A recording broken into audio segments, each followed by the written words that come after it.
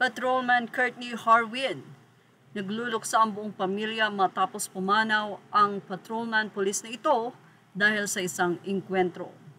Nakalagay dito sa isang Facebook post ang kanyang sakripisyo ay magsisilbing paalala na ang bawat pulis na handang mag-alay ng buhay ay tunay na tagapangalaga ng bayan.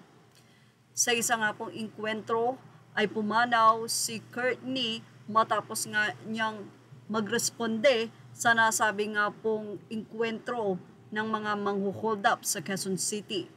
Bago pa nga ito tuluyang pumanaw dahil sa tama ng baril, ay naputukan pa nito ang nasabi nga pong salarin. Pero kinalaunan ay pumanaw din si Kurtwin. Nakakalungkot na pangyayari dahil nawala na naman tayo ng isang magiting na pulis ng isang buhay. But anyway, nakakalungkot din ang naging mensahe ng girlfriend ni Courtney. Narito ang mensahe ni Shane. Reposted nga ng isang Facebook page na iyak pamit ang naging mensahe ng girlfriend ni Courtney na si Shane Fernandez.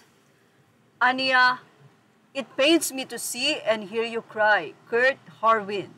To my God-given longtime boyfriend, I love you so much and I know you love me as well.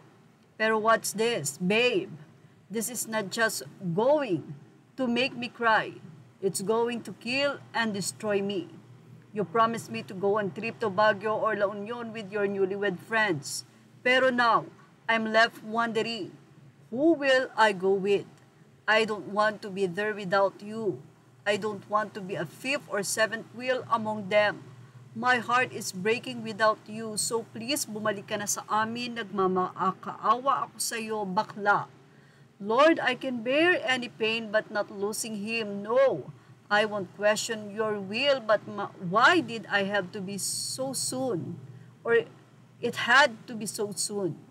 Couldn't you take him from us when he reaches 100 years old? Can it be so? I'm begging you, Lord, please. I love you constantly, consistently, continually, babe. You've earned my deepest respect. Saludo ako sa iyo. May your genuine soul rest in peace.